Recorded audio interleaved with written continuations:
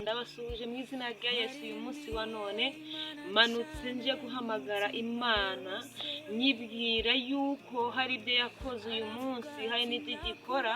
Ubwo nge yabashije kundokora nkaba nkiri muzima, nkaba ngihumeka, nkaba narumvise ukuntu habaho uburibwe bw'ikihanda cy'uburwayi.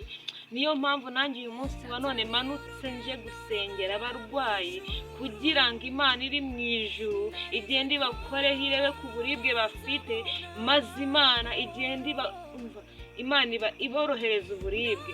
Hari abantu bafite indwara zidakira, bahora baribwa n'umubiri, bahora bababaye cyane, bahora bahangayitse, bari kwa muganga. Hari n'abari mu rugo babuze ubushobozi bubasha kujya kwa muganga, kubera ko ndaguhamagaye Uwiteka kugira ngo ugende ubarebe ahantu bari, yaba bari kwa muganga, yaba bari mu rugo bafite uburwayi buhora bubahanda, uburwayi buhora bubagendeje, uburwayi bwabaye karande ku buzima bwabo. Nje kubasengera muri iri joro. Reka nawe rero uri muzima, ugifite ubuzima buzima, upfukame imbere y'uburiri bwawe cyangwa se muri sari wawe, umfashe dusengera aba barwayi. Yo Uwiteka Nyiringabo Imana, turi imbere yawe abaja bawe, dore ntacyo turi cyo Mana, dore Mwami Yesu ntacyo turi cyo. Duciye bugufi imbere yawe n'imitima yacu, dusengeye abarushye, dusengeye abaremerewe, abarwayi. Uwiteka, ndahamagara imbaraga zawe ngo zize zikuremo uburibwe buri muri abo barwayi Uwiteka, kugira ngo Mana nawe uborohereze. Yo Yesu, narabibonye ubwo nanjye nari imbabaye. Iyo utamanuka ngo uze wigaragaza Uwiteka, izi saha ntagomba nkibuka, ariko we nk'Imana waraje urahaba.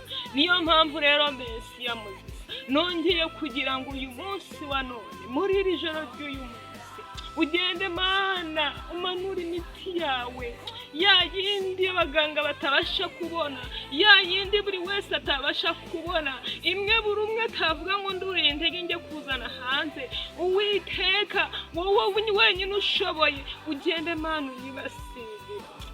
ubasige Uwiteka. Yo Mesiya, ndaguhamagaye rero, gabanya uburibwe bw'abarwayi bari hanze ahangaha. Hari abarwayi benshi bababaye bari kuribwa n'umubiri. Ndaguhamagaye Uwiteka Mana, dore babuze icyo bakora, bahora baryamye bababaye gusa. Yesu, niyo mpamvu nguhamagaye kugira ngo uyu munsi wa none ugende uborohereze, kandi Mana badafite ubushobozi ugenda ubaha ubushobozi kukurinda. Ni wowe narakubonye Mana igihe nanjye waza gukandaka. Niyo mpamvu nanjye none imbere yawe Data. Mana, wavuga ibyawe akira buganda, gusa urashoboye, nta kijya kikunanira. Genda Mesiya, wishyurira abarwayi bari kwa muganga babuze uko bataha, kari wowe ushoboye rero. Oh Yesu, icyubahiro ni icyawe Mana, ni wowe ushimiye ko ugiye kubikora kandi uhora ku ntebe yawe.